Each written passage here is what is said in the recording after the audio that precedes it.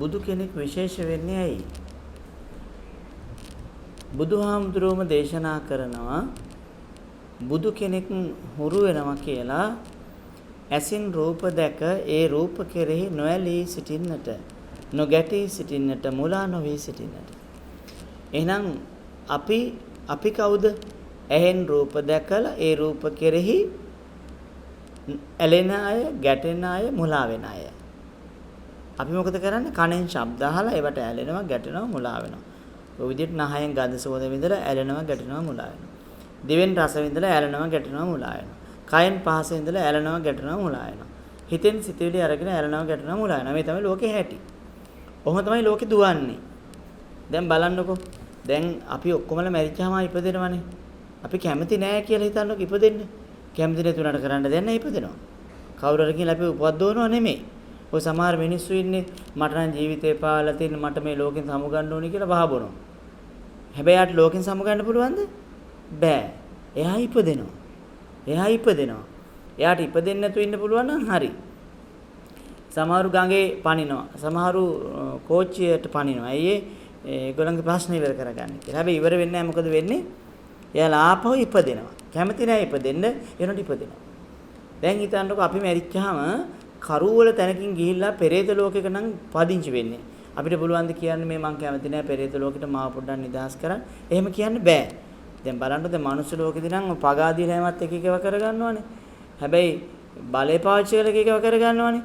හැබැයි උපත සම්බන්ධයෙන් කායිකවත් පගාදීලා මුකුත් කරගන්න බෑ. අපිට යන්න වෙන්නේ බිත්තරයකට නම් යන්න වෙනවා. එතකොට එතනින් එහාට අපිට බරපතල ආබාධකින් මැරෙන්න තියෙන එක වෙන්න වෙනවා. ඒකනේ ලෝකේ දක්ෂ වෛද්‍යවරු පවා එයාගේ ශාස්ත්‍රයේම ලෙඩකින් මැරෙන්නේ. බෑනේ හොඳ කරගන්න. එහෙනම් මොකද්ද ප්‍රශ්නේ? ඔන්න හොඳට තේරුම් ගන්න ඕනේ. අපි කැමති නෑ මේ සංසාරයට වුණත් සංසාරයට අපි එකතු වෙනවා. ඒ ඇයි? අපි දුක් විඳින්න අකමැති වුණාට සැප විඳීම සම්බන්ධයෙන් කැමැත්තක් අපි ගාව තියෙනවා.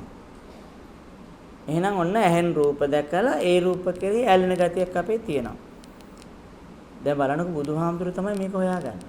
මොකක්ද හොයාගන්නේ? මෙන්න මේක තමයි හේතුව කියලා. දැන් කවුරු හරි ඉන්නේ හිතන්නකෝ යට ගල් ගුහාවක නැත්තම් පොළොව යට ඉන්නේ කියලා. උමගක. දැන් උමගෙන් එහාට එළියට යන්න ඕනේ.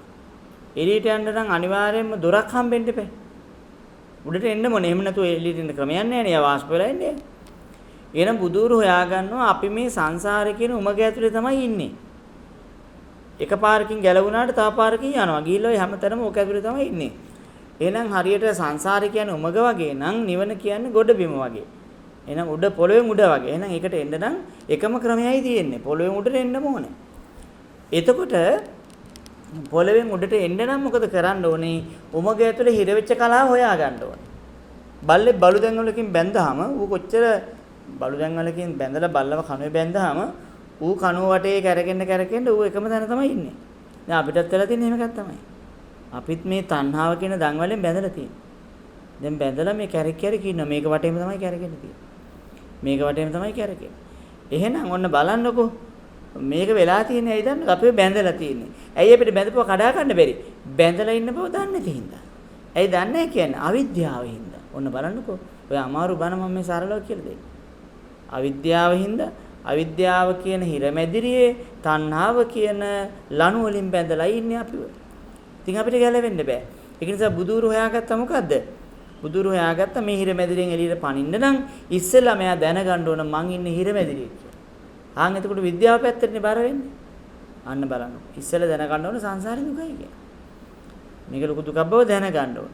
එතකොට මෙන්න මේක හොඳට දැනගෙන ඇහෙන් රූප දැකලා ඇලුන් නැත්තම් ඒ කියන්නේ දැන් බලන්නකෝ දැන් මේ පුතා කියමුකෝ දැන් අපි දෝණි කෙනෙක් කියමුකෝ දැන් එයාලට සෙල්ලම් බඩුවක් දැක්කහම ආස හිතෙනවනේ අපි හිතමු පොඩි කාලේ සෙල්ලම් බඩුවලට අපි ආස කරා ඒක ගෙදර ගිහින් තියා ගන්නත් කැමතියි ඒක නිසා අඬලා හරි ගන්නවා ඒක එහෙම නේද සෙල්ලම් බඩුවලට එච්චර ආස ඇහෙන් සෙල්ලම් බඩුව දැකලා සතුටු වුණා ලොකු වුණාට පස්සේ සතුටු වෙනවද සෙල්ලම් බඩුව වලින් නෑ සතුටු වෙන්නේ නෑ දැන් ලොකු වුණාම ඇයි සතුටු වෙන්නේ නැත්තේ ලොකු වුණාම දන්නා බෝනික ප්ලාස්ටික් කියලා ලොකු වුණාම දන්නා ඕක ඇතුලේ හිස් කියලා දාන ඔය කාර් එකක් තිබ්බට ඕක වැඩක් නෑ ප්ලාස්ටික් ඕක යන්න බෑ කියලා දානවා ඊට පස්සේ ලොකු වුණාම මොකද කරන්නේ ඇත්තම කාර් එකක් සම්බන්ධයෙන් තමයි හීනම වන්නේ ඒතර ඇත්තම කාය එකක් දැක්කහම අන්න ඔය ගන්නම් ගන්න ඕනේ කියලා හිතනවා.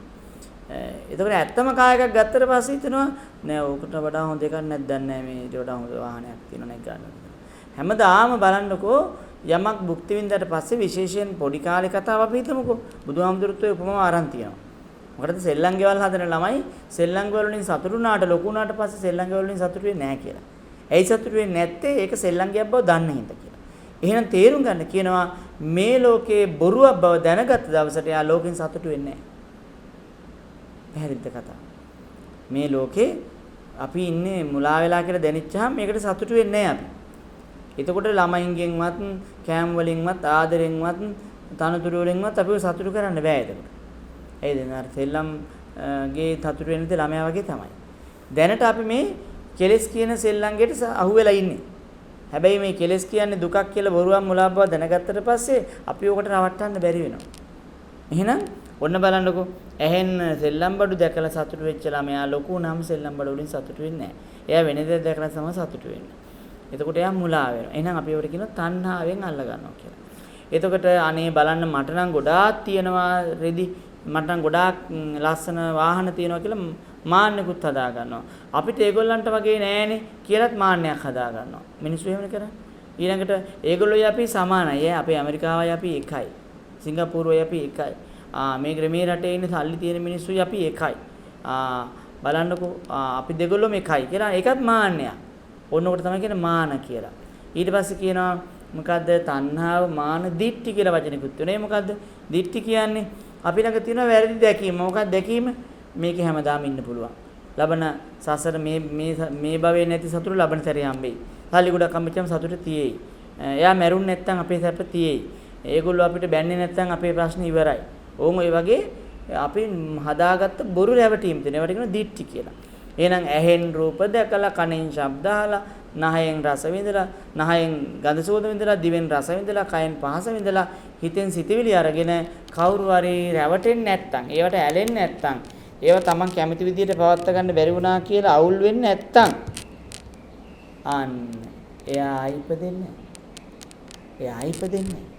එහෙනම් වහබීලා නෙමෙයි බෙල්ලවල දාගෙන නෙමෙයි ජීවිතේ පාවලා තියෙන කෙනෙක් ප්‍රශ්න විසඳ ගන්න ඕන. කොහොමද විසඳ ගන්න ඕන? ඇහෙන් රූප දැකලා ඇලෙන්නේ නැතු වෙන්න වෙනවා. කනෙන් ශබ්ද අහලා ඇලෙන්නේ නැතු වෙන්න වෙනවා. ගැටෙන්නේ නැතු වෙන්න වෙනවා. එහෙනම් මෙන්න මේ පහම හයම යා කරන්න වෙනවා. එයාට ඒකනේ බලන්නකෝ. කුණ්ඩලකේසිට මොකද උනේ? කුණ්ඩලකේසිගේ මහත්තයා. එයා පල් හොරෙක්නේ. එයා ගේ ඉස්සරහ යනවා. මරන්න අරන් යනකොට කුණ්ඩලකේසි රිතුන එයාව කසාද බඳින්න ඕනේ. කර්මේ හැටි කියන්නේ. එයාව කසාද බැන්දා තාත්තට කියලා බල කරලා පගාගේ වෙලා අර මේ රජුරුවන්ගේ පුරුෂයන්ට එයාව බේරගෙන වෙන මිනිහෙක් මැරුවා. එයාව කසාද බැන්දා. හැබැයි මොකද උනේ? එයා නෝනාගේ දේවලු තොරකම් කරන්න පටන් ගත්තා. ඊට පස්සේ නෝනට ආපහු ගෙදර යන්නත් බෑ. එයා දුකට මොකද කරේ? මහත්තයාගෙන් පලි ගත්තා. කොහොමද පලි ගත්තේ? කැලේට එක්කන් ගිහිල්ලා බාරයක් වුණා මම ඔප්පු කරන්න ඕනේ කියලා මෙන්න මේ ගරුඩ නගින්න ඕක කියලා පිටිපස්සෙන් ගල තල්ලු කරා. තල්ලු කරලා එයා එතකොට කුණ්ඩලකේසි මිනිමාරුවෙක් නේද? ඒකල ගලෙන් බහලා ගෙදර ගියේ නෑ. කොහෙද ගියේ? බුදුහාමුදුරු ගාවට. බුදුහාමුදුරු ගාවට නෙමෙයි යා ගියේ.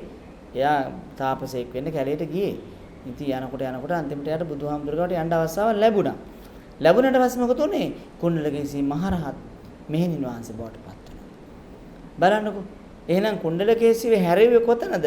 එයාට ජීවිතේ ලොකු රිදිච්ච තැනක් නේද? රිදිච්ච තැන. බලන්නකෝ ඉතිහාසෙ ගත්තාම රිදිච්ච තැන තමයි අපිව හරවන්නේ.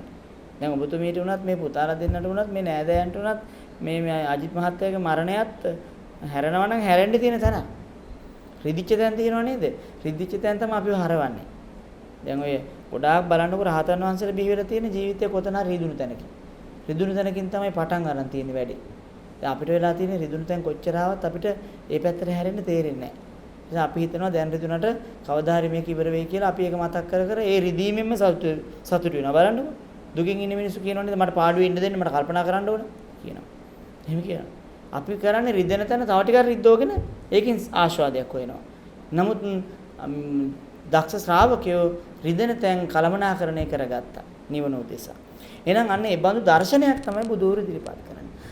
ඒ බඳු උත්මේ කුදෙසා අද අපි උදෑසන දාන වේලා පූජා කළා කියලා සතුටක් හදාගන්න. පින්වත්නි ඒකේ ඊළඟ ප්‍රතිඵලය අපිටද රාග දේශ මොහ ප්‍රහාණයට මඟ පෑදේවා කියලා ප්‍රාර්ථනාවක් අපි හදාගන්න.